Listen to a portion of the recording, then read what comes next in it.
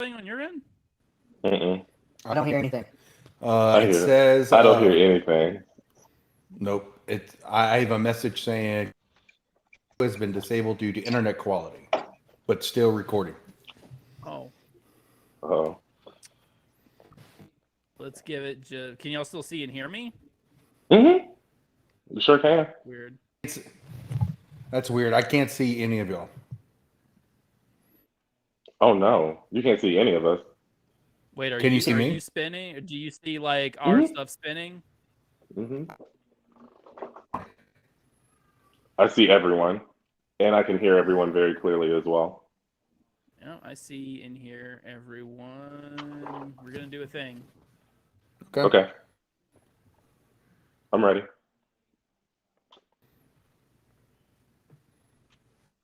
Boop.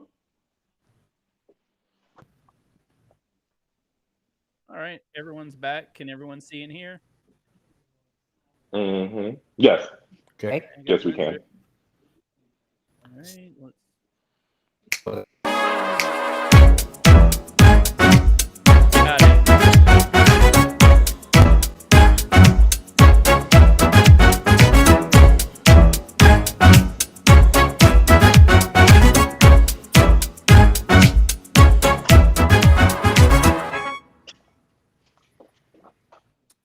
Good evening and welcome to Saturday Night Marvel, the only Marvel show to get a cease and desist letter from SNL.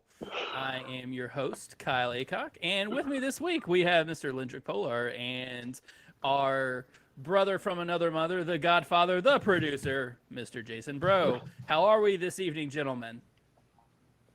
I am doing great, Kyle. And once again, it's always good to be back on your show. I always have a lot of fun. And especially with dealing with Hurricane Ida, I could really use a good laugh and some good Marvel talk, if you hear what I'm saying. Absolutely. And we will dive right into This Week in Marvel and endeavor to put a smile on that face. On Wednesday, the latest episode of What If dropped on Disney Plus. The episode explores an alternate reality in which Christine Palmer is killed in the car crash that would have destroyed Doctor Strange's hands. Sadly, the episode is just 30 minutes of Doctor Strange listening to Dashboard Confessional and painting his nails black. And on Dirty. Thursday, Marvel's Shang-Chi debuted in theaters to positive reviews. The mid-credit scene has fans everywhere buzzing as it contains a brand new verse to Aquafina's hit song, My Vag. Lastly, a new Hyundai commercial features Tom Hiddleston as Loki, the god of mischief, driving away from Avengers Tower in a new Hyundai SUV. Said Loki, I am burdened with glorious car trouble. And that is This Week in Marvel. Those were good, Kyle. Those were good. Kudos to you, sir. That's a good. Those are good. Snaps, brother. Snaps to that. So, gentlemen, we were there. We sat through a not very packed theater. I don't think that's the movie's fault, but No. sparsely packed theater for Shang-Chi. Initial reactions. Let's start with you, Lindrick. I really don't even know where to begin. First off, this movie was beautiful. It was pulling at my heartstrings every 10 or 15 minutes. Aquafina in this movie was stellar. Like, I'm so excited to see what she's going to be bringing into the MCU. This is free, isn't it? So I can speak freely, as freely as I want to, right? Oh, yeah. We're heavy spoilers. Yeah. All right, perfect. I just wanted to make sure. Just wanted to make sure because I didn't want to ruin it for anybody who hasn't seen it. The villain was also incredible, and it really makes me excited to see what else is to come. So I'm not trying to steal anybody's thunder, but Jason, what you thought about it? What did you think? Once again, I thought, like you said, Lindrick, it was beautifully done. It was just gorgeous. Some of the cinematic scenes were just captured Asian essence at its maximum. It was perfect. It was really, really well done. I love the fact that like the ultra bad guy that had one primary cause. It was difficult. It was complex. It was, you had to process it and go down that journey together, which I enjoyed thoroughly. And I am bold to say that this is the best of an Avenger. I 1000% think that even looking back, and I always refer back to like the previous introduction movies that we've had, like Captain Marvel, the first Avenger, Thor, even. Like you said, walking away from it, I was thinking this has to have been like the perfect introduction movie that we have seen, to where not even considering like Black Panther, where that was his own standalone movie where we were introduced to him as a character in his fullness, but we had already seen my boy in Civil War, but we had never even seen Shang-Chi or heard of him whatsoever. So for us to just be, this is what he can do, this is where he's been, this is where he's going, excellent storytelling. And those fight scenes, baby. Oh, those fight scenes were on a whole nother level. They almost put Crouching Tiger, Hidden Dragon to shame, almost. But that's still a good movie, though. Excellent fight scenes, especially at the end with the Battle of Ta Lo. And I do like that. To me, Win Wu shares like a lot of similarities with Wanda in WandaVision. She's kind of reeling from the loss of someone he loves, and it's at the prospect of getting that person back that sort of launches us into the plot of this movie, similar to WandaVision. And I was getting serious, like Mephisto vibes, when he's talking about hearing her voice calling to him. I'm like, oh my God, is this finally it? Because behind this dimensional gate that's already in another dimension, we have some horrible thing that is guarded over by a literal dragon. So, like, this would be perfect for Mephisto, and yet it still wasn't Mephisto. I don't know. Fair enough. Like, I'm hoping Mephisto comes up. I hope he comes up, but it's like at this point, I think that I don't know if he's coming. But he even had it was a horrible-looking, soul-sucking dragon creature that in reality would be more scary than Mephisto. It's like we couldn't quite get there in WandaVision, and now I feel like we've gone past it in Shang-Chi. So has the window for Mephisto closed, Jason? No. I think actually what this villain, or I guess sub-boss villain, did is bring up the idea that and it's going to be Mephisto every time. Upon layers of slowly being brought to us, that we will eventually, as my magical master Lindra can tell you, like it's layers, and we're getting deeper down that hole that but we're not there yet. I still think we'll see Nightmare and a couple other people before we see Mephisto. I'm gonna hop onto what Jason was saying as well. Like, Nightmare is the person who I believe is going to be next in line to come out and be that kind of like magical villain. Not only just because of the fact that he is a Loki villain, it would have made sense for him to be in there. But literally, I still hold on to the fact that Loki did say in one of the episodes, "Oh my gosh, this is a nightmare." And even Wanda during WandaVision several times is like, I'm losing control. This can't be happening. So it's almost kind of like there's this undercover side of maybe something that's boiling under the surface that we don't see. But Jason's a good point of saying it gives barriers, and it shows that there are also different levels of magic that are at work in certain different times that maybe even Doctor Strange may not know about, but Wong does. Not saying it because he is of Asian descent, but I mean, let's be honest. Asian magic is going to be different than African magic. African magic is going to be different than another type of magic. So it's like we're seeing all of the different aspects of it. So we're seeing it with Wanda's growth in power, and we see it with Loki's addition to his power of being able to enchant now. And now it's like we're being introduced to those who can tap into a completely different level of magic as a whole. And I think Lindra, to that point too, Lindra. Interesting point. Oh, go ahead, Jason. Excited. I know we do. Everyone's like, "Yay!" But I think, Kyle, you brought up a good point with bringing up WandaVision. Like, grief is a very big part of what's going to be phase 4 and phase 5 that's going to introduce this dark realm to us. That I love the core there between Shang-Chi and WandaVision. I would say also Loki. We got to see Loki go into the despair with Sylvie and things like that. I believe with the blimp and people coming back for world in our universe and now multiverse, there's a lot of grief and there's a lot of sadness, and there are entities inside of the Marvel universe that feed off of that, where this is where they'll be their most powerful. And I believe we'll see that introduction, that we will get bigger, stronger, and more powerful creatures that feed on that.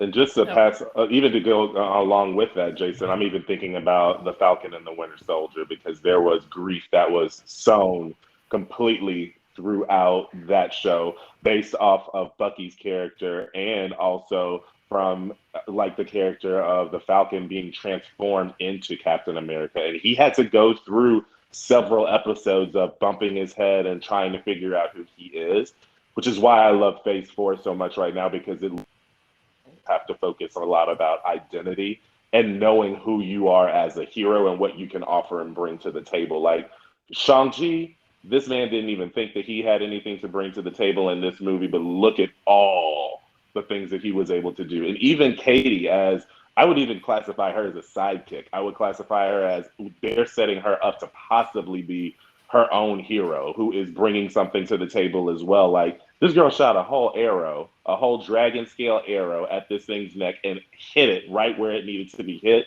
It's like, that's not a mistake. There's something that's in her that is going to come out in some way, shape, or form. I'm getting Inuyasha vibes from it for some strange reason. That might be Sister Kikyo undercover, but who knows?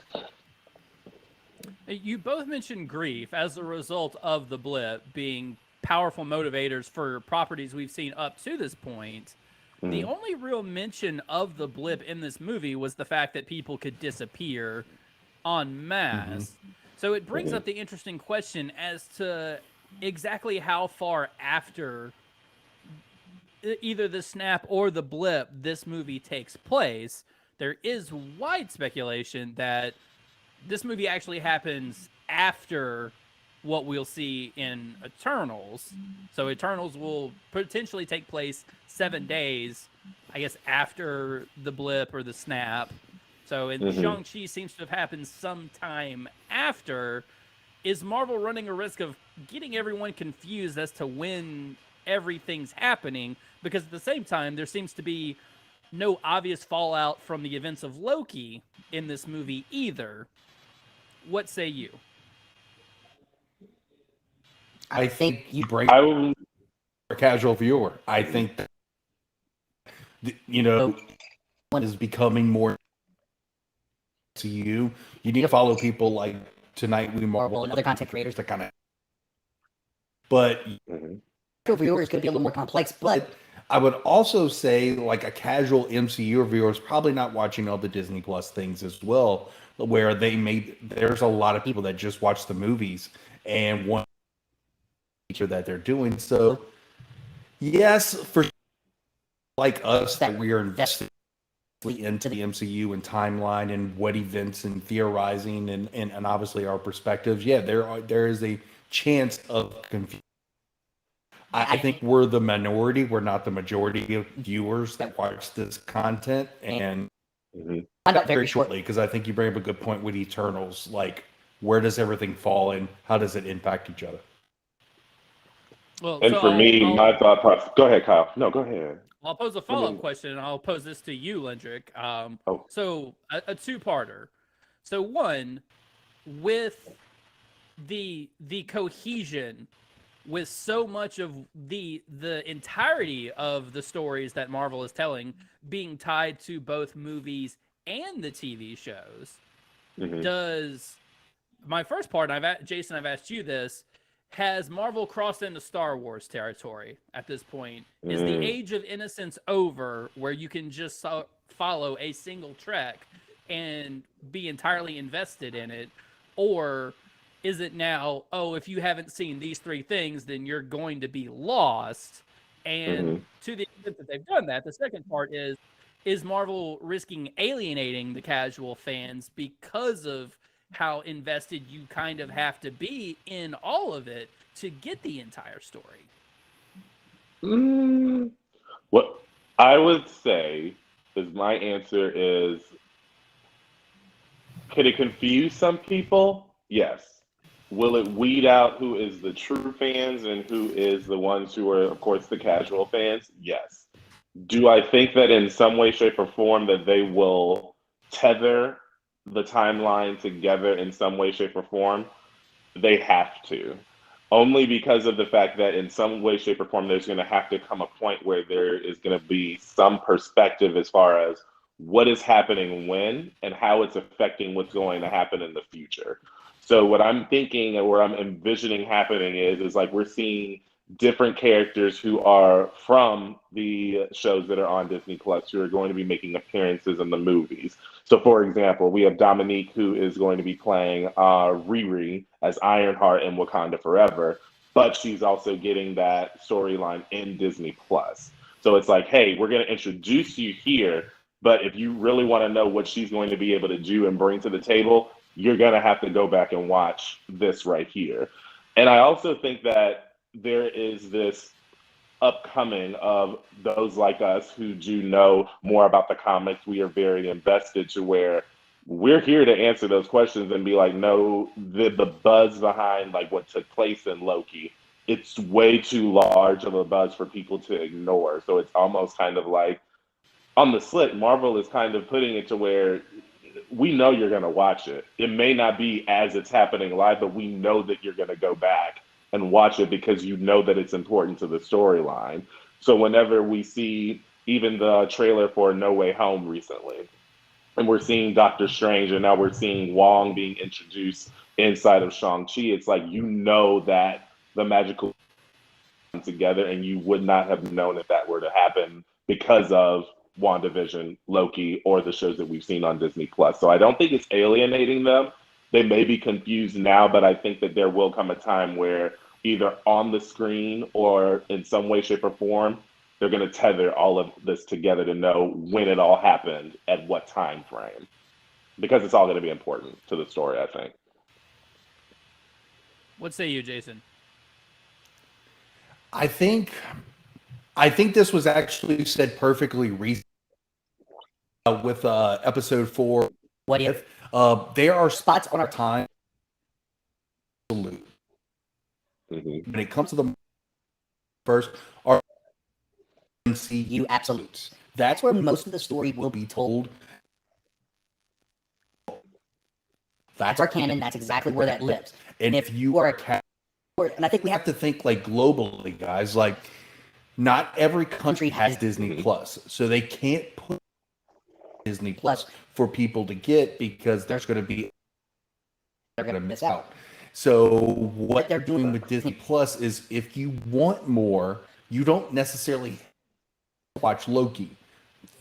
Though we've watched it and we know how big it means to the audience, you're still going to have to tell complete stories through the movies only. So the people who don't have Plus or the casual viewers, what's going on. So I really feel like what Marvel's doing, I think the next phase, like how they end Phase 4 and how they introduce Phase 5, is very important, because you can't just rely on both of them. The MCU needs to be a cinematic universe that goes through theaters. That's our absolute guides in what is coming and what is on. Us is, hey, do you want to know how Falcon became Captain America before his movie? Go back and watch this if you're interested into that character. You don't have to watch it, but if you want to know like more detail behind that, you can get that content. And me and Kyle talked about this on, like Star Wars is the I think Marvel needs to avoid, where there is so much Star Wars content can often become intimidating to a, and Marvel's getting close. Like, I think you're bringing up a great question, Kyle. It's getting close. It's not there yet, but if you are a casual person that first piece of Marvel content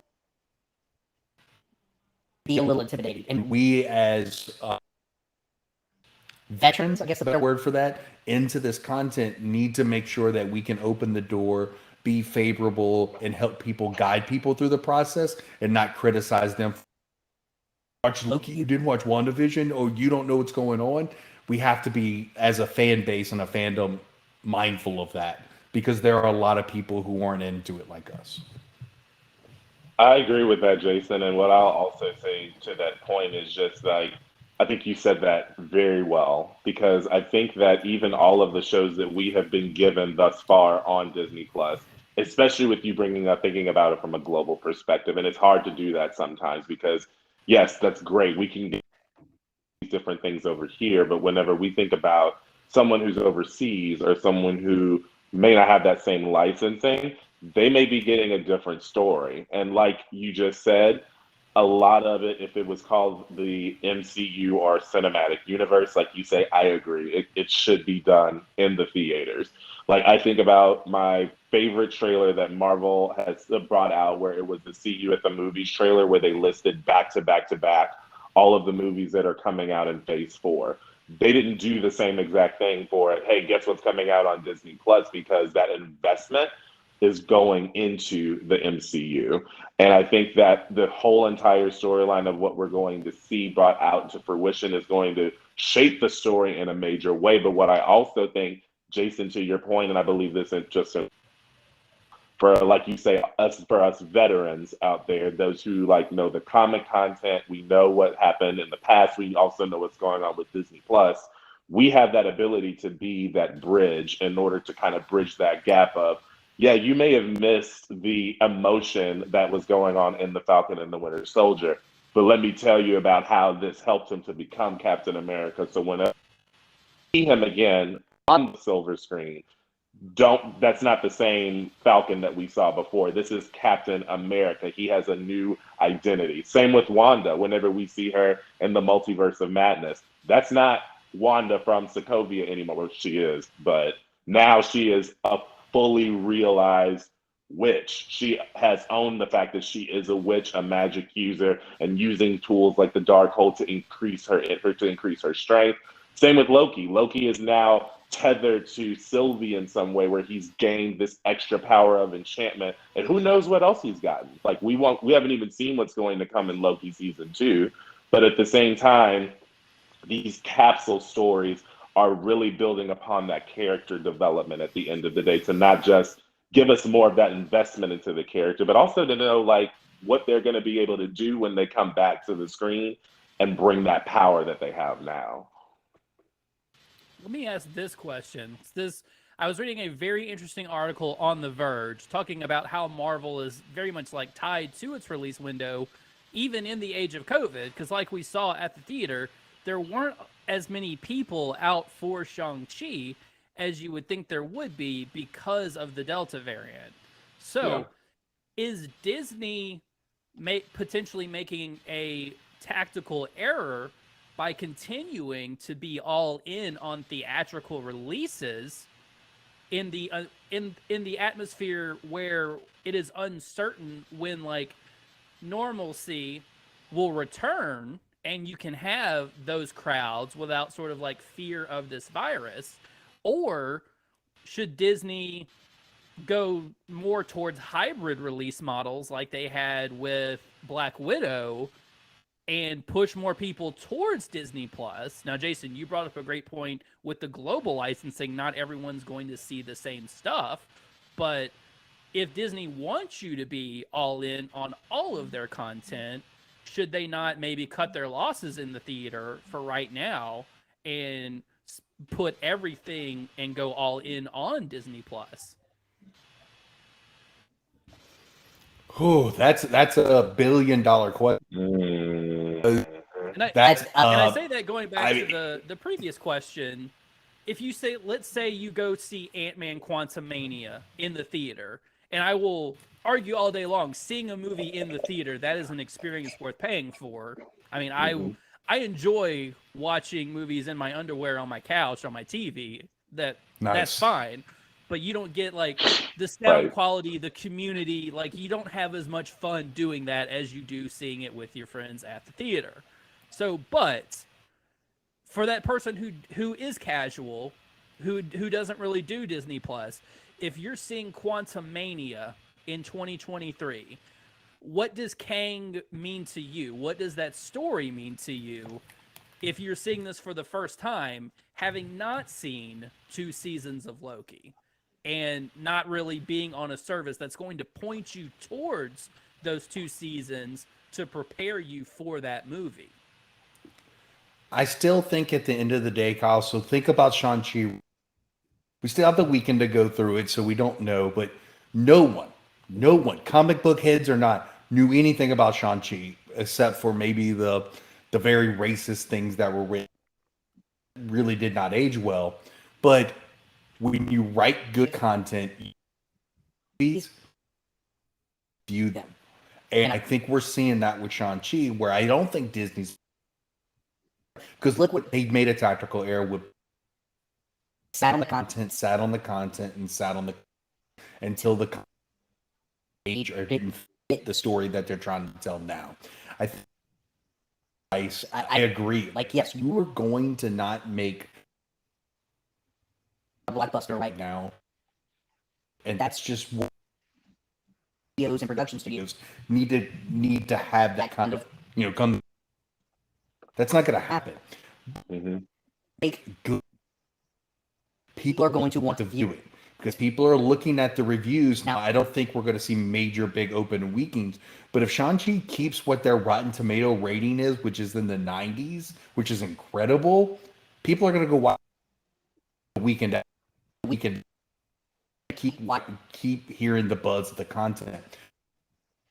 I think it was another article I read is COVID, the movie business, studios that are not willing to make blockbusters right now are impacting this. And I think Shang-Chi is a blockbuster hit. I think it's an amazing movie. I think it's absolutely worth going to see safely, while you're vaccinated and things like that and taking proper precautions. Can't, yes, Disney has to find another way to the people. Plus is available. Once again, Disney Plus isn't available. But we need to stop judging movies first weekend success if they're successful or not. And I think a little more time and a little more of like, hey, if Shang-Chi has a great weekend, maybe not a phenomenal like in-game weekend or anything like that, like that's okay. What is it going to do over the next 90 days? And if, which I think it will, people are going to go watch it and they're going to spend their money and it's going to be successful. But I think you bring up really good points, but I think like part of the movie that made it so special for me was from watching Lindrick smile in these magic, scenes and some of this, like the way that the story was being told. I knew this was Lindrick's like forte and he loved it. And I wouldn't have had that if I got to see it with a group.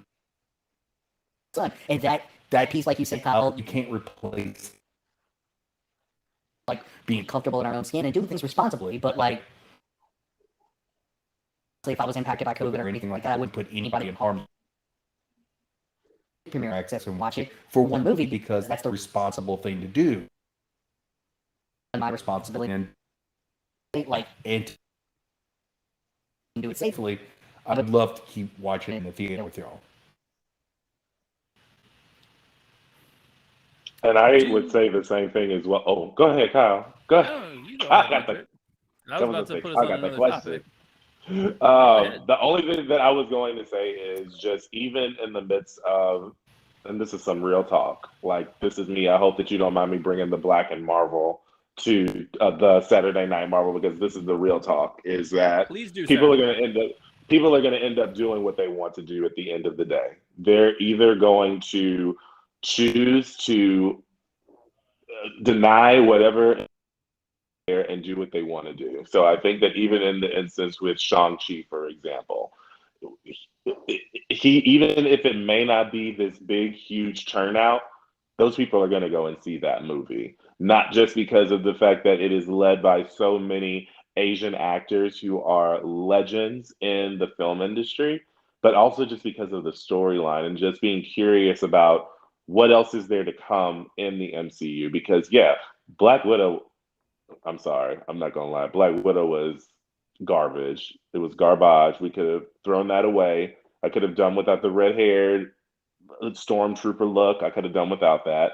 But what I could not have done without is that storyline that Shang-Chi brought in this movie theater. And then it also makes me think, looking beyond that, okay, Marvel, if you're going to come out and do this with Shang-Chi, clearly you have something planned for Eternals. I know you're going to have something planned for No Way Home. And it's almost kind of like you kind of have to have faith in Marvel and know that the things they are very good about moving along with whatever's going on with the time. So if it does come a time where it's like, hey, y'all, we may need to go back into quarantine because of this Delta variant, there's Premiere Plus. They're going to find a way to get people to watch that content, even if they have to fight or if they're in fights already to get that licensing globally. It's going to happen. Like if they want their people to see the content, they'll make sure that it's seen. 1,000%. Where did Jason go? I think we lost him in his video. We're trying to get him back. So Excellent. what I thought was interesting, I'm going to pose this question to you, because in previous conversations leading up to this movie, one of the things I said I wanted to see out of it is I wanted you to explain to me the 10 rings. Like, I wanted you to make me care about the 10 rings and their importance now in the MCU in the way that you spent a lot of time explaining Infinity Stones, because these seem sort of like in that ballpark. Obviously not the same thing, but you feel like they know each other.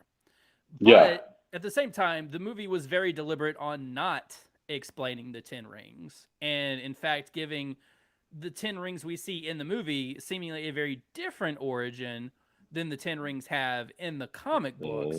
So did you want to see a more comic accurate origin of the 10 rings, or are you intrigued by the fact that they've left their origin very up in the air?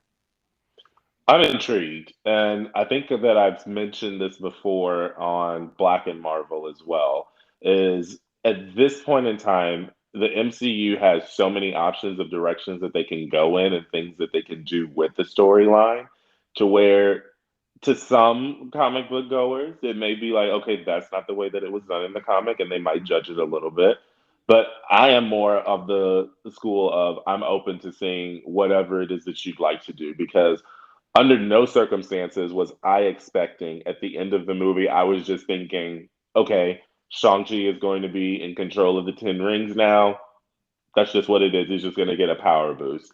I had no idea that they were going to take it into a direction where they have Wong coming back and saying, so there's a beacon in here. There's some energy in here that's pretty important, that this is a big deal. And then he moves into the whole, where you're about to go in your life, this is about to change your life drastically. Your life will never be the same after this. Good luck. Bye. So it's like, so it's almost kind of like I was not anticipating that they were going to use that as a method of bringing something, calling something, awakening something. I didn't think that it was going to do beyond that level, but I love the direction that they went with it. There are times where there are things where I think, okay, it does need to be exactly as it was in the comics to keep the integrity of the story sometimes.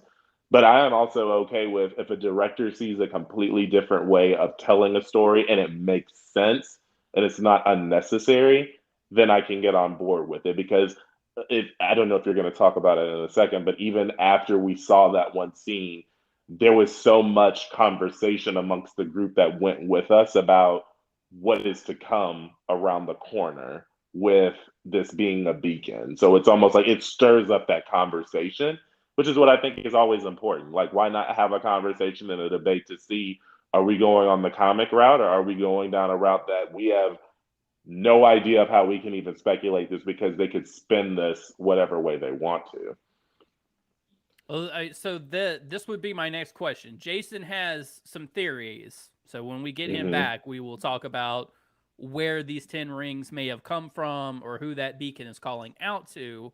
So the very last thing we see, so our first mid-credit scene is just the sort of up in the air nature of the 10 rings. Our second is, I'm probably going to butcher the pronunciation. I think it's Xiling, his sister, taking over Xiling. That's right, Xiling. The 10 Rings organization, and then it says the 10 Rings will return. So what I think is interesting here is a lot of Marvel properties have been kind of, I would say, sandboxed lately. You've got like your space stories, which will probably be like Eternals and Guardians of the Galaxy. There's Jason. I'm back. Hey, I'm back. Having internet issues. Sorry, guys. That's So okay. we have, We're glad to have you. We have the Earth stories, Captain America, Falcon, Winter Soldier, the Black Widow, I think Hawkeye, like those are all going to kind of be in their own sandbox. They seem to be kind of grouping this one with the magic Doctor Strange crowd when it comes to the artifact of the 10 Rings. But it seems like they would also group the organization of the 10 Rings kind of in with this terrestrial storyline. So the last thing we see is the 10 Rings will return.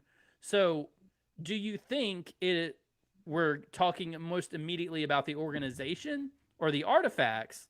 And given that we do not have an announced sequel to this movie, when do we see the 10 Rings again? Okay, so I think we're going to separate them.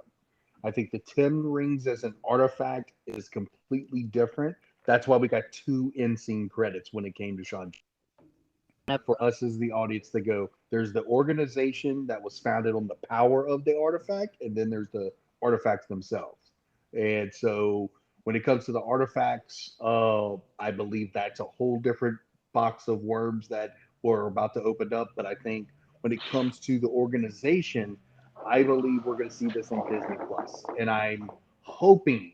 I did not. This is not an original thought, which I'm about to share, but this almost turns into Fight Club, like pairing of like secondary characters against each other, in this 10 Rings kind of fandom, because that's what we saw her do really well, was run this nightclub that, obviously was very profitable and did streaming and stuff like that, where I wonder if she's going to do that now, and what is that going to look like? Are we going to see more fighting? Maybe this is a great place for secondary characters to be introduced in Disney Plus, but I think we're going to see the 10 Rings organization in Disney Plus.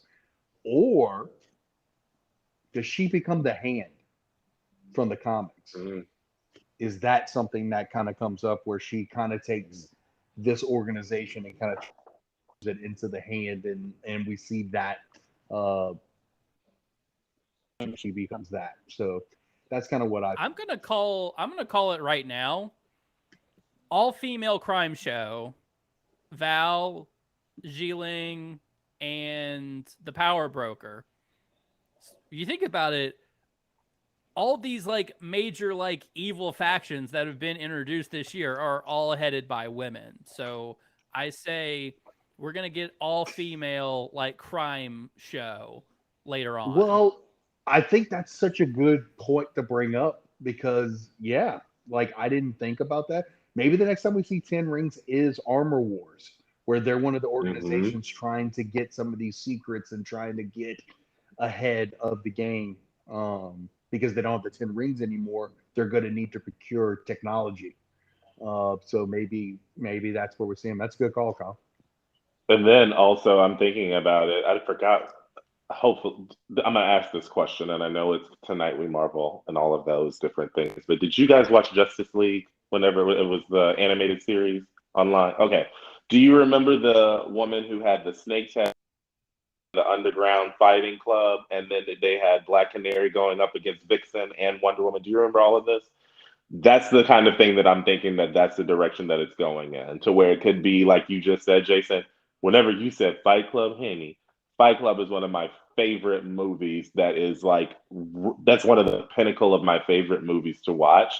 If she does that and she turns that into something for good, to where honestly maybe she can use that as a training ground for like those up and coming secondary heroes that you were mentioning.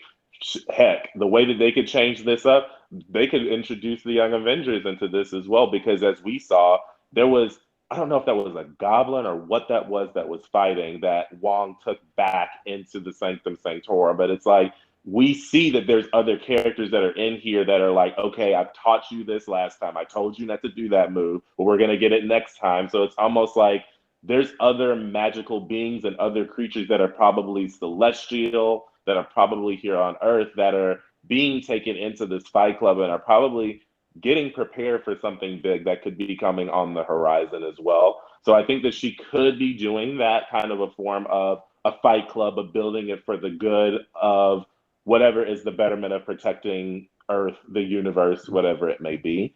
But the idea of a female crime syndicate, almost kind of like the Gotham City Sirens, almost similar to something like that, but just in Marvel, would be dope.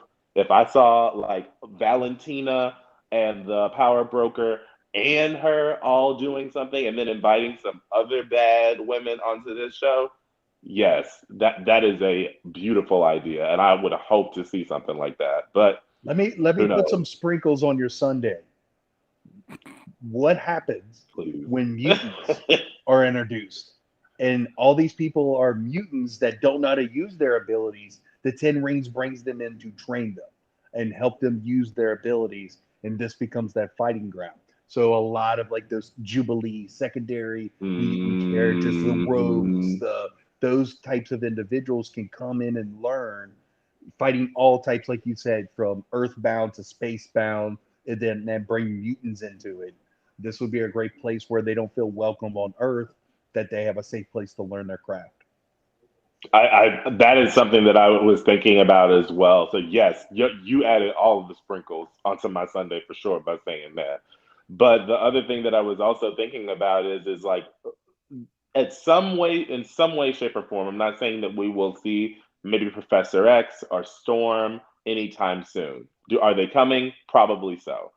But is this the opening door to where this doesn't have to be X Mansion? This could be a whole nother separate training ground for another group of mutants, to where whenever the multiverse opens up and we can get whoever else is in those different universes who will be our actual Storm, our actual Professor Xavier. Yes, I think that this is that moment in time where they are training, they're getting themselves prepared, they are learning who they are. They're going to go through a lot more of a deeper identity to find out who they are as heroes and what they bring to the table, and also what they can bring to the table with some established heroes who have already done so much, especially when it came down to what took place in Infinity War and Endgame.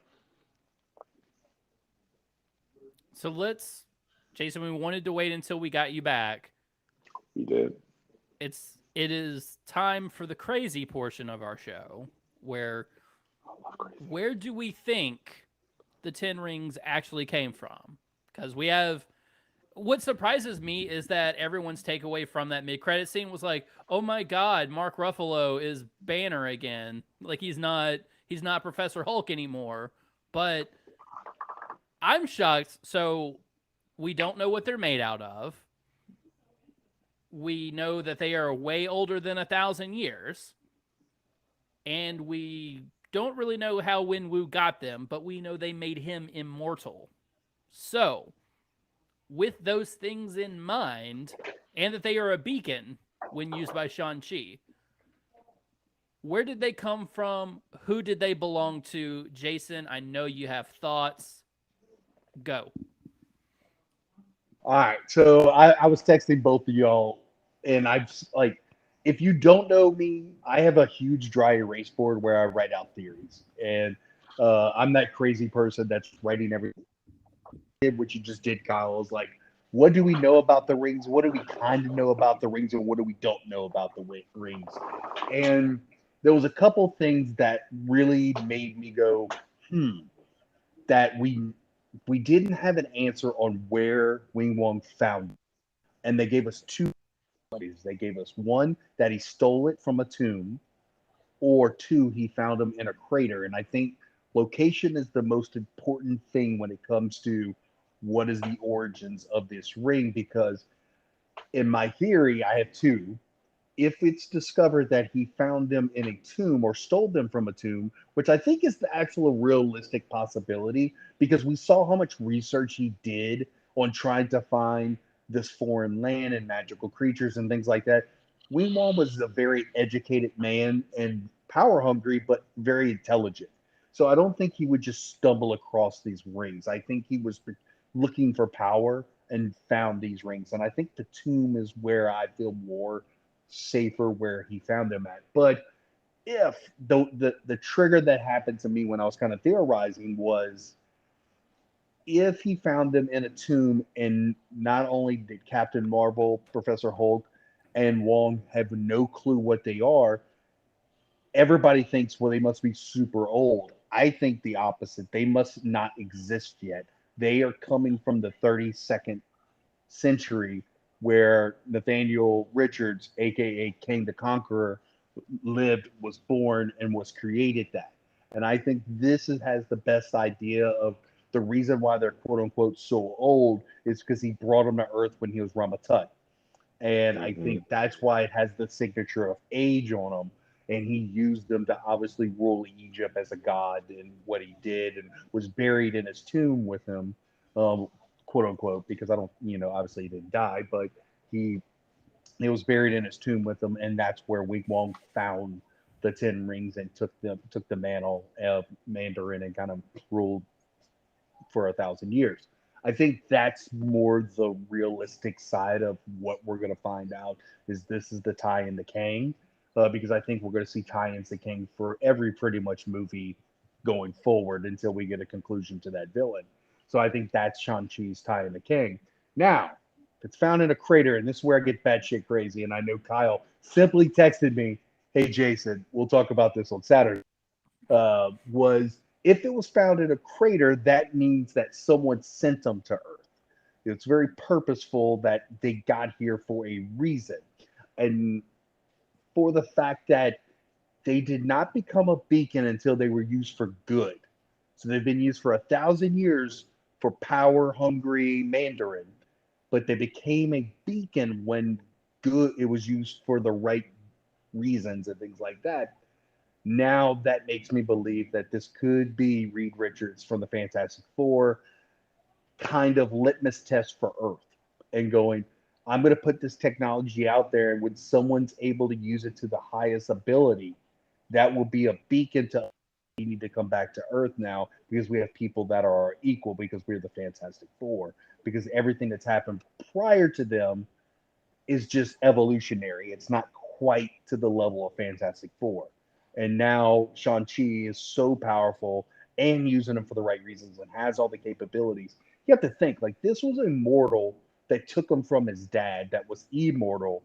Like, he has a different DNA to do that. Like, he went to battle with his dad and won and convinced the rings to work on his side. So I think that became the beacon for the Fantastic Four, Reed Richards, and all that to come. So what say you, Kyle?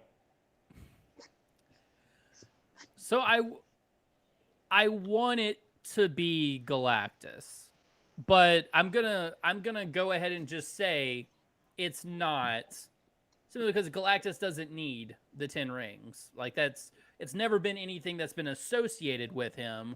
He doesn't need the 10 rings to eat a planet. He possesses the power cosmic.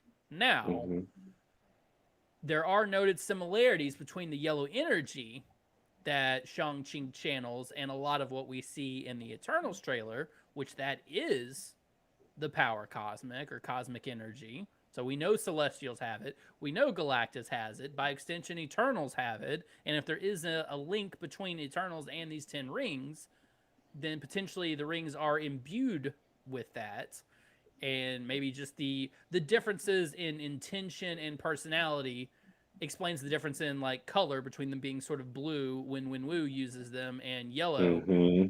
when Shang-Chi uses them. But my belief here, going back to sort of like my sandboxing theory, is that because I mean they could have put anyone in this in sort of the end credit scene, I think, or in the fight movie. I mean, you could have had Bucky Barnes in that cage fighting someone, but you Mm-hmm. had Wong. And it wasn't a one-off. Wong comes back in this mid-credit scene. So that tells me that these are going to fit within that magical realm. Mm-hmm. So I'm going to say these are the property of maybe another god, because Ta Lo is sort of considered like on par with like an Asgard in the comics to a smaller extent. So I think we're building to something like a Chthon, because we've already got the Darkhold. So we've got these powerful Mm-hmm. artifacts popping up, magical abilities. So my gut tells me that the big bad that this will lead to will be like a big bad sort of within that Doctor Strange universe. So I'm Mm-hmm. looking for like a Chthon or someone of that nature. I mean, personally, I've lobbied for years wanting to see Eternity in the Doctor Strange universe, but again, Mm-hmm. Eternity doesn't need the 10 rings. The beauty of Eternity's portrayal in the comics to me begs them to be on the screen. So I'm saying Chthon on this one. Okay. Lindrick, what do you say? What are your thoughts? I agree, definitely with what Kyle is saying. So I'm thinking that same sandbox theory is kind of like it's very intentional that we saw Wong appear in here, and I think that especially not just again I say just because of the fact that he is an Asian actor to be in a movie that is so hugely like populated with the Asian community. I think it was very intentional to the story in order to have him in there. And especially thinking about, like we just said, the dark hold is something that's popped up recently. We have the 10 rings now, which has some sort of magical abilities within them. We have Adam Warlock that's still over the horizon in Guardians of the Galaxy.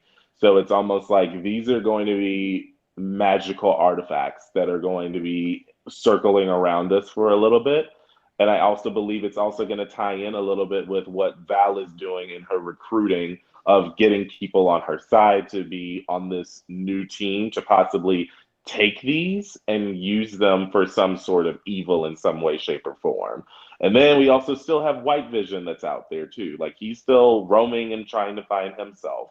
So he may not be a magical person in and of itself, but all of these can still be looked at as a weapon of some sort. The Darkhold is a weapon for magic.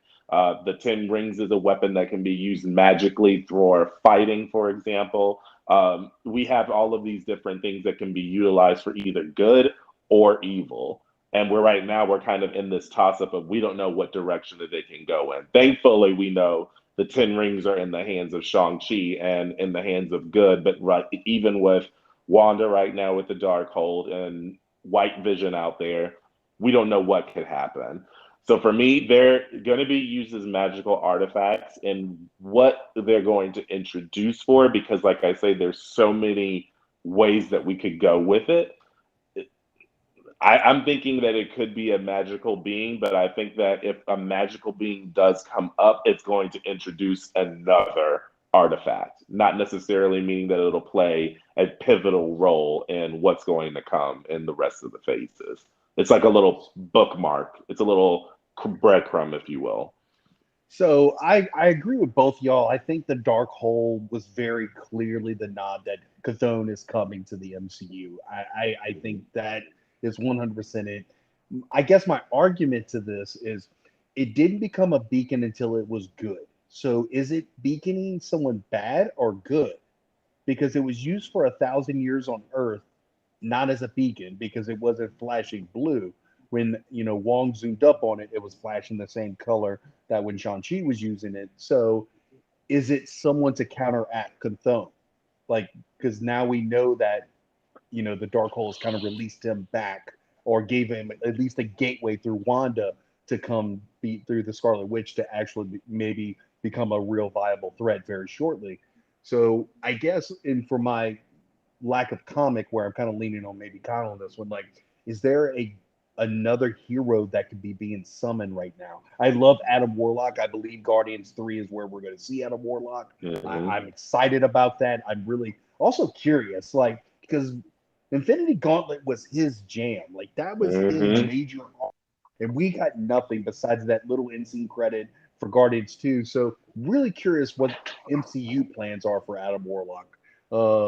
But yeah, like, is there another good hero that could be introduced, or a god or whatever entity that's going to come fight on the side of the Avengers on the good side? Because I think, like y'all said, a lot of people are going, it's telling someone bad to come. But I think we already alerted to bad with the Darkhold and other magical tools. Maybe this is going to open a realm of an ally that we never thought we had. My only other thought could be going back to like Thor, when they said using like the Tesseract or something like that was signaling that Earth was ready for a higher form of war. So maybe the 10 rings changing hands is something of that nature. So my thought comes to, you're in the process of sort of rebuilding the good Avengers. You've also got Val potentially building Dark Avengers or Thunderbolts. So, like, an anti-Avengers team is also being assembled. So, my only thought is the Beyonder.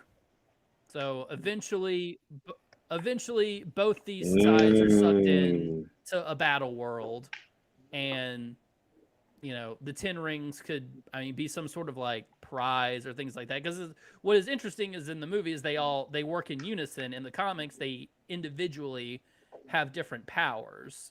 Yeah. So, but it could be literally anyone. Because what you also see is when the rings are on Wenwu's arm, they'll resize themselves according to where they are. But when they were in the box, they all appeared to be the same size. So the size of the being who they could belong to is very much in question. Yeah. The other thing that I was thinking about that would be, would that not have belonged, or could it not have celestial in some way, shape, or form? Could that be a beacon to know, like, what we're leading into, even with the Eternals? Like, there is something that's calling the deviants back here to Earth, so that way they can know, oh, it's time to mess some stuff up. So that's what was making me think when I was looking at that beacon. It's like, okay, thinking back on it and looking at some of those soul-sucking dragons, it's like they had some very deviant-looking energy going on with them. So that's why I was like, maybe that could be who they were calling. But like I say, that could be calling them, and then also while that's calling them, and they know, and the Eternals know, okay, we have 7 days to get this right. Who else knows? Okay, there's something that's big that's going on where we do need to swoop in and help out, because they could handle it, but they probably handle it on their own. So my sense is that it's big, but also that this is just the first breadcrumb of whatever this is, and that we will not. I don't think we get another really significant clue on this for a while, because I don't know that Marvel is leading back up to something like a Thanos level. I mean, probably eventually, but they do have several other stories that they're telling right now, so you don't have to rush whatever this is. I think one thing they are making clear with this movie, with the Spider-Man trailer, and obviously the Spider-Man movie, is that we're going to want to pay a lot of attention to Multiverse of Madness. So WandaVision, Shang-Chi, Spider-Man, all are really setting up Multiverse of Madness in a big way. I agree 100%. And like I said, am looking at the Eternals with a question mark because it's like I know that this is a new storyline. These are all new characters to us in the MCU, but they're going to be bringing something as well that is something that we may not have even thought about. Like, even if we've had like our cosmic beings that were in the Guardians of the Galaxy, or even with Captain Marvel now on our side, they could be bringing in a whole completely different chapter of individuals that we had no idea about, including possibly the mutants. So that's why I'm thinking, who knows, that like we could be going in a very different direction and we could be sleeping on the Eternals. Like, is it going to be a beautiful movie? Yes, but I think that they're probably going to go in there and they're probably going to open our eyes to a lot of different things that we didn't think about or realize was going on, like all the I whole think entire time. bring up a great point. Like, I think the Eternals, you better not sleep on it. I agree. I think what Eternals are going to be is the history lesson on how we got here. I don't think it's going to progress future forward. It's going to really tell us how we got here and what does that mean. And I 100% agree with Lindrick. It is going to lay the foundations for the introduction of mutants on Earth. Like, I think Mhm. I'm 95% certain that's going to happen. But something after talking to you fine fellows, I'm going to call my shot that the end scene credit in Eternals is going to be Cthulhu. We're going to see this is going to be after they rebel against the Sentinels, and all that kind of stuff. Like, Cthulhu's going to be like, oh, I don't have to worry about Sentinels anymore. Cool, this is my time. And Mhm. we may see him placing, maybe giving Agatha the dark hole. We may see something like that happening in an end scene credit where we see Cthulhu like introduced, or the idea of him introduced, because that would be a great way to put him out there. So, The Lindrick, one thing that I keep on thinking, yes, go ahead. Go ahead. No, go ahead, I Kyle. I'm like sorry. I your just meant to. mutant angle, because one of the rumors I think we discussed on here last week is that Multiverse of Madness is supposed to introduce the Illuminati, and in the MCU version of the Illuminati, Professor Xavier is a member. So it is rumored that we will have Professor Xavier in Multiverse of Madness. I will shit my pants. Okay, well, I'm not sitting next to you for that one. I will Get your lose my We're depends. going to Get your leave room depends for ready. Jesus when we go see Multiverse of Madness. It's like you better get your depends ready if you Yeah. need them. Jason, like don't. The, the way you feel, Lidrick, about magic and magical beings is the way I feel about mutants. I love Oh, X-Men. I love everything about X-Men. X-Men was my first comic book. I just love everything about it. So yeah, so I am super stoked. oh, I'm so excited. That's what I hope to get. Is like I just actually watched Dark Phoenix once again yesterday. People want to hate on Dark Phoenix. If y'all want to, that's fine. It's cool. But baby, when It's not the Miss Jean was worst. tearing up, it's not the worst and it's not the best. But what I do believe is the best was whenever Miss Jean was disintegrating them fofos out there in that field. That was incredible for her to do that. And like that's the only one scene that I'll fast forward to. Yeah. So Lidrick, so I do have a question. Do you think we see Jean Grey in the MCU? I think so. And I'll tell you why with Okay. confidence. Because whenever I was watching, we were watching that one scene with Dark Phoenix. And as you guys know out there, my partner, Ronte, he is someone who got me very heavily into Marvel. So I would not be sitting here having this conversation without him. I talk about it all the time in Black and Marvel. But moving on, we watched that movie and I asked him, so looking at this movie and knowing what we know now about the MCU and the multiverse being involved, do you think that everything that was taking place in X-Men First Class, Days of Future Past, and Dark Phoenix was all happening in different pocket universes? The answer was yes. I 1000 said, and do you also believe that the reason why Agatha was able to pull Evan Peters, who was playing Quicksilver, to play Pietro in WandaVision, do you think that she pulled him out of a different universe in order for him to act that part? The answer was once again yes. So I do believe in some way, shape, or form how they're going to do it. I don't know. I don't get paid like that to figure that out. Yeah. But I I don't do think believe that yeah. yes, they will be in there. They will. We will see them not like all coming in through this one portal and being like, hey, here's Cyclops, Nightcrawler, Storm, like Magneto, and all. No, I think it's going to be a gradual of each character into a storyline where it fits. So would I be surprised to not see the person who was playing Storm in all of the previous X-Men movies? Maybe Halle Berry. Halle Berry could possibly pop in there, but could we possibly see the ones that were in the recent X-Men movies appear? Probably in Wakanda Forever, absolutely. Could we see Jean maybe appear in Quantumania? Maybe, possibly. So, pop in somewhere, in some way, shape, or form. Maybe. I don't think it's going to be all of them just being poured in one moment in time. I think they're going to be gradually added in. Okay, so my question is, this is for you, Jason, because with the rumors of the return of Andrew Garfield and Tobey Maguire, you are opening up the possibility that with these multiversal crossovers, you have old actors returning to roles that they once played in previous Marvel properties before it was all under the Disney umbrella. So obviously with Spider-Man, we welcome this because of just the popularity of the Spider-Man franchise. To an extent, we would welcome this in the X-Men.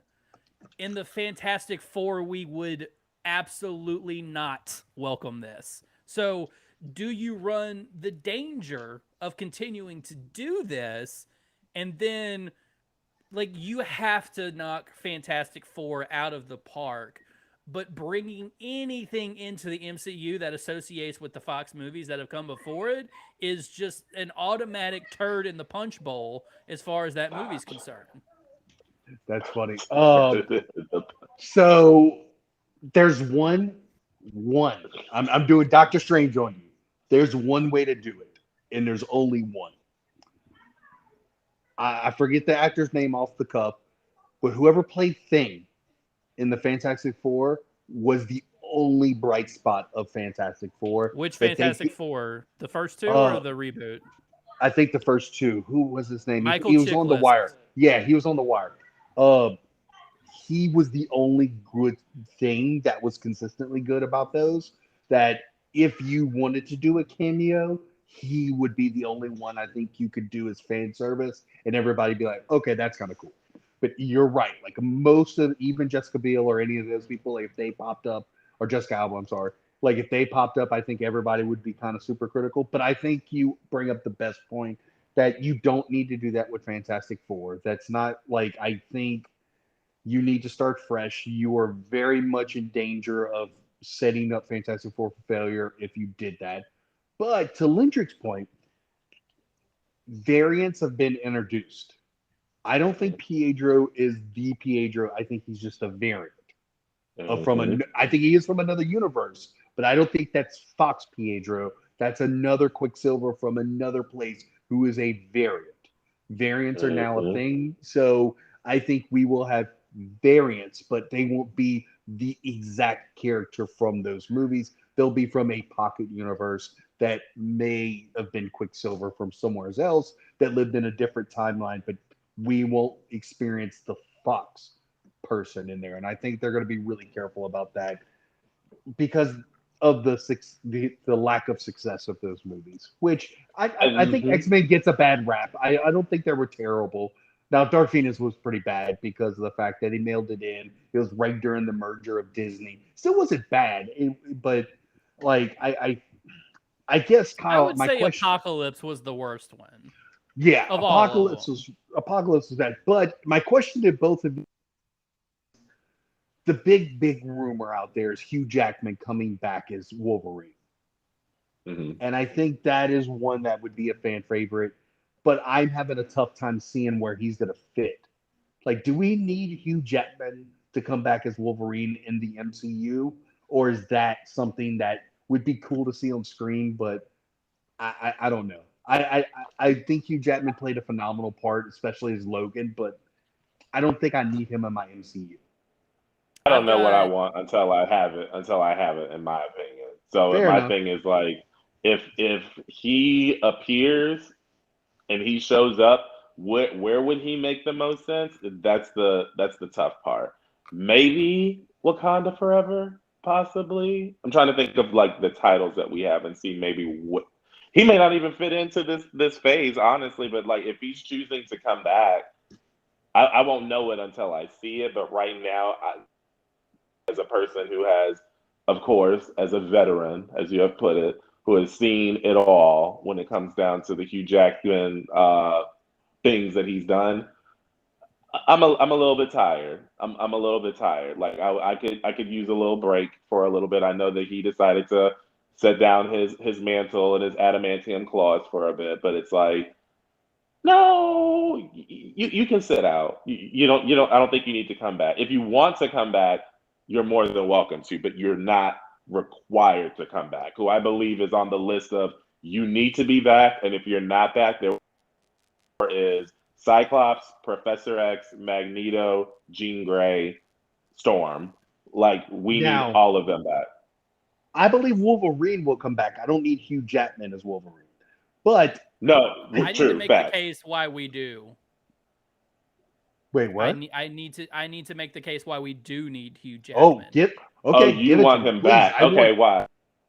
Yeah, Okay, why do you want him back? so one, they've shown with Luke Skywalker in Star Wars, you can de-age someone. I know he's getting a little older, and I know he said physically like it was a lot preparing for that role. So that aside, let's look at Hugh Jackman as Hugh Jackman.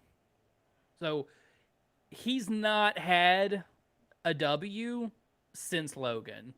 Like his acting career, like he's still making movies, but Reminiscence, I didn't hate it, but it wasn't great. Like, what is he most known for these days? And to me, it is playing Logan. They're with Spider-Man No Way Home. They are basically leaving the door open for these actors to, like the popular ones, to reprise these roles. He killed it as Wolverine yeah. in every X-Men movie he was in. 1000%. The number one reason why you want Hugh Jackman to come back as Wolverine is because we're doing Deadpool 3, fellas, and the chemistry between Jackman and Reynolds, you could finally put that on the screen with an And R rating and the backing of Disney. And And you know Deadpool what? and Wolverine are great dynamic and character. That's That's the You're one right. That's the one. thing. Yes, I agree. I take back what I You said. win, Kyle. Kyle, checkmate. Yeah, you won that one because you got that one right. That would be the only place that I would, like Lindrick saying, I would be like, yep, perfect. That's where I want my peanut butter and chocolate right there. Like, cool, right on. That's it. But Anywhere everyone else that I said, yeah. But anyone I else would that I feel- mentioned that was like, y'all have to come to the party, like your Storms and all of that. And when I say that, let me be clear about whenever I say it. I'm meaning like I want to see Holly Berry once again, Oh, just the okay. same So way that you I want saw them her. to Yeah, reprise their roles. if they're gonna bring them back, yes. Yeah. Like I want to see Holly Berry wearing the white wig again as Storm. I want to see the original Cyclops. I am perfectly fine with either getting what's her name, Sophie Turner, who was the most Oh recent yeah, Jean Grey. Jean Grey. Yeah, I could either take her or I could take the original one that was from the first X-Men. It doesn't Famke matter to me. Janssen. Like that was the first one, the one that was in the original X-Men. Yeah. I could take either one of them. I could take either one, but like I say, if you're coming back to this party, it needs to be y'all reprising y'all's roles. And I think there was something that we talked about as well, where Professor X is supposed to be a new person as well. Correct? That's a rumor. That's a rumor, but I would actually, and God, help me again, Kyle. I would like to see the and young Professor X. I don't really need to see the older versions. I mean, it would be a cool nod. Don't get me wrong. If you had the right situation, cool, like to have like a handing of a torch to the next Professor X. But I thought Ewan McGregor, I think his name was, who played Professor X.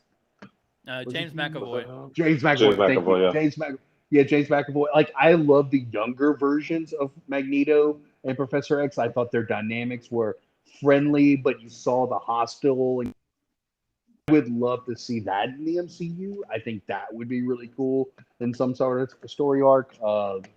So yeah, and then the marriage between like because I know that we haven't gotten really to see the whole thing of Wanda possibly being a child of Magneto in like the MCU. So even the marriage between those two characters, whether or not it's the older Magneto or the newer Magneto, for Wanda to look through the dark hold, realize all these different things about the different universes, and then hearing her children call out to her in the background. And I know a shout out to Cullen out there and saying fucking kids.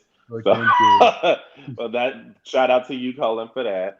But even with that, what if she is while she's doing this, hears the voice of Magneto in a different universe and realizes, oh, these parents here in Sokovia were not actually my parents; it's actually them. The opening to that door of that type of a storyline would be completely dope, and I think Hey, honestly, low key necessary. let me blow your mind, Lindrick and Kyle. What if the voices we're hearing are not her children, but the past her and PH are reaching out trying to find their parents? Help me, someone, mom, help. Yeah, because that's That what they would were be saying at the end so of WandaVision. Yeah. right. Like, wouldn't that be so dope that yeah, we allude that we think it's our kids, but obviously, what if Magneto does show up in Multiverse of Madness in trying to convince like in his universe like you're my daughter, where in this universe hmm she's like no, I had parents, I know who they are, but like Magneto's trying to convince her that no, you are in because in Marvel they went back and forth, like they went 100% that Magneto was the dad, and they've kind of Deji taken it wasn't. back. Yeah, so but I think a multiverse plays well with that, where you don't need the certainty of it. Magneto's trying to gain her ability and her power and her sway and her trust hmm because for whatever reason. So I And then still it's think already multiverse. causing that confusion. Yeah, and then it causes that confusion that we see in like House of M, where she's like her whole entire consciousness is breaking down because she's already lost a loved one. She's killed some of the Avengers already by mistake. And Mhm. in this reality in our MCU, she's just lost Vision, who was the complete love of her life and the only person who did understand her. She went through this dream of having kids, getting them to grow up, work, fighting beside them as a family, and now to know she doesn't have that anymore, and then to add on top of it, now you saying you're my father too. Now you saying that the people that I had before my past are not who they say they are. My That could best break memories in the life. psyche. My best Mm, my memories in life was all fake too. Oh, okay, cool. No, yeah, I agree. and even like yeah, and thinking about the emotion of like watching WandaVision and her relating to those shows, and it's like this is all that I know, and now you're telling me something different. It's like I Even can't deal that's with this. fake. I can't take it anymore. Yeah. Like I can't take this anymore. Like that's too much. Like that is what I'm hoping could happen. I would hate for that to happen to anyone in real life, but for Wanda Oh yeah. specifically, like I want it to happen. I want it to happen for Well, her. yeah, Scarlet Witch's arc is one of the most sad and depressing and upsetting ones in the comic books because all she wants is a normal life. That's literally all she hmm wants is to be normal. And obviously, with her mental disorders and things like that, she just could never do it. So, Exactly. Guys, we would be a little remiss if we didn't discuss this week's episode of What If, which Jason, I think you said was the best one yet, yep. and I'm inclined to agree. It was very dark, it was very emotional, but take us through your thoughts on the episode. Uh, First and foremost, beautifully like storyboard. I love the arc of it. It kept me on my toes. It was visually just beautiful. I enjoyed it. I thought it was a great palate cleanser. We've been in a run since Endgame of the heroes winning, and everybody wins, and everything always turns out okay. Where this was a great place to kind of give me a little darkness, a little sadness, and to see Doctor Strange in all of his power. Like that is another thing. Strange being, we got to see very clearly he can collapse a universe pretty easily with like two or three bad decisions. But I just thought from a cinematic standpoint, it was heart wrenching. It was an emotional investment that I wasn't ready for at 6 in the morning when I watched it. But it was just so good. It's kind of I guess not a great place, but it was refreshing. I thought it was something I enjoyed and from the art.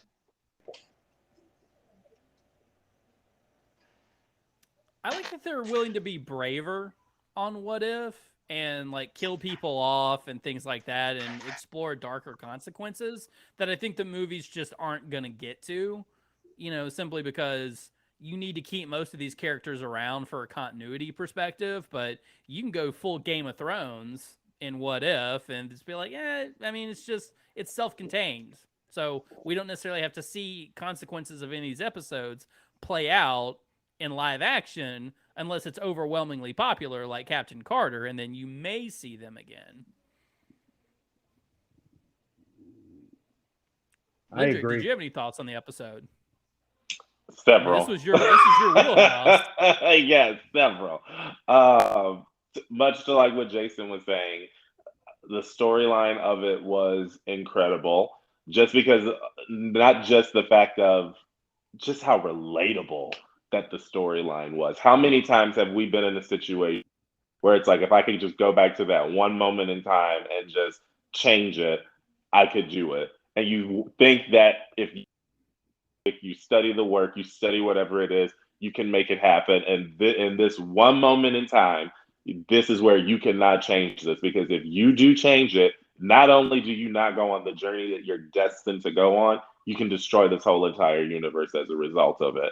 And how many of us would be in that position to where it's like, I have someone that I love and someone that I care about, but what else am I supposed to do? I love this person and I want to get them back as much as I possibly can. And he was like, screw this universe, screw it, I'm gonna get my Christine back, honey. And as a result of it, the thing about it is, to go back to even Jason's point, we see him absorbing all of these magical creatures. You see him taking in all of these different powers so that way he can get to this point of where he can change this reality. But even when he does, it's like Christine doesn't even recognize him until the last words as she fades away is, Steven, what did you do?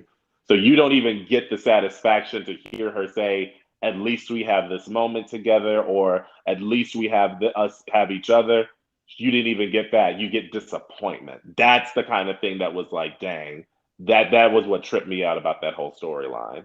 But the even also the battle between Strange versus Strange. I've never seen a battle between wizards like that, even in the Doctor Strange movie, the live action one. Like the power that was going on between the two of them and the quick spells that was going on. He is a very adept sorcerer, and you can see it being played out very well in that episode for sure. I think Here's you the also thought I'm bring up a point. having. Oh, go cop, go cop. So when the Spider-Man trailer comes out, we are all looking at Doctor Strange very side-eyed as like, why is he willing to help Peter do this? But then we get this episode of What If, and it really sort of drives home that Strange is a guy who had his world upended by like this sort of circumstantial event. So in the MCU, it cost him his hands. It cost him, his life as a surgeon. In this alternate reality, it costs him the love of his life, Christine Palmer.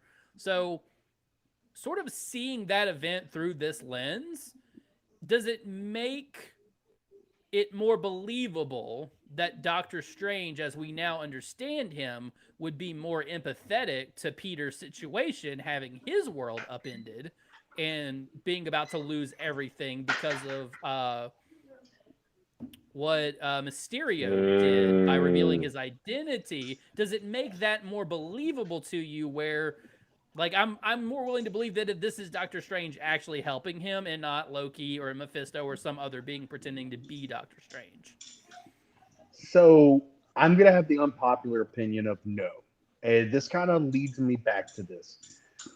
We don't respect Strange enough until this What If episode, because a lot of the times in life we would love to go back in time to like fix certain things that happen, obviously a passing of a loved one or a situation that we made the wrong decision.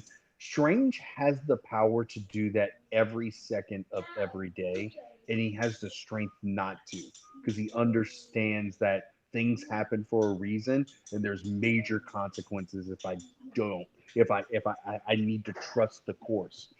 So and I saw a lot of people say like, "Oh, this is why Strange would do this." It actually gives precedence that it makes more sense that he wouldn't do this because he knows the ramifications, because he saw the ramifications. He has seen a million different lifetimes of himself and what those Mm-hmm. mistakes have made, where it makes me more inclined that he is under control or something is going on for him and Far From Home that is making him do this for Peter, because our Doctor Strange would tell Peter in that moment, I know what you want, and this is not Mm-hmm. what you how you want to get it. I've made your mistakes before. You don't want to do this. This is the bad. Like Strange would not just go ahead with it. I that's where I feel like this episode of What If made me really realize that he would absolutely not do this spell on his own, because he Mm-hmm. has seen this before and he knows where this leads, and he has lost literally everything, and the universe was the casualty of it. So why would he do this for Peter with very similar consequences? The only reason why he would have done it is if he did not think that whatever edit that he would make in time or whatever he would make it with his spell would not have affected the universe in that greater whole. So whenever it came down to, even whenever we're looking at the episode of What If, whenever he is going to get closer to bringing Christine back to him, it's almost kind of like he knew it was wrong. He was convicted by it. Even whenever he was absorbing all of those different beings, at first, whenever it was small, it was like, okay, this is no big deal again. And as it got bigger and bigger and bigger, he knew this is taking a toll on him, and it wasn't the right decision. And then when the Watcher even says off to the side, he's like, I could intervene and I could make him stop. Like, but I can't because it's not worth it. And then he's like, hello, is somebody there? So he knew what he was doing was wrong. And then even whenever he was trying to help, which again, let me say that portion of the episode, whenever he was trying to push the universe back and with it, I don't know what power that was that he was using, if it was from the diamond dimension or not, he was able to encapsulate whatever was remaining in there so that way he could still have that moment with Christine. First off, that's power on a whole nother level, number one. But then even while he's doing this, he can still hear the Watcher and says, you can help me. I know you can help me. I know I was wrong. So he knows what he did was wrong. So even though he's seen it, he may be looking at Spider-Man and thinking, I could do this for him. This is small. The only payoff is you really just can't tell. No one else will remember that you're Spider-Man because you can't have it all. But because of Peter wanting to be the one who's like, oh no, I want everyone to know. I want only these people to know, that would be the thing that would mess it up. I don't think that it would be Steven that would do it. I think it would be Peter who would do it. Love it. Gentlemen, we've had an hour and a half of glorious conversation about the MCU. Lindrick, will we be seeing you and JD tomorrow night on Black and Marvel? So, unfortunately, we will not be doing a recording of Black and Marvel this week just because of the fact that we wanted to make sure that we were rested up from Ida. We wanted to make sure that all of our power, all of our equipment is up and running. But never fear, we will be back next week, Sunday, with a brand new episode of episode 3 of the slow burn known as Black and Marvel. And I can't wait. Black and It's Marvel been doing will return, fantastic. as will Peep This Review. So for all of our viewers out there, like, subscribe, share Tonight We Marvel. So we took a punch from Hurricane Ida last weekend, but we're all picking ourselves back up as Louisianians do. And we will be back with great content for you.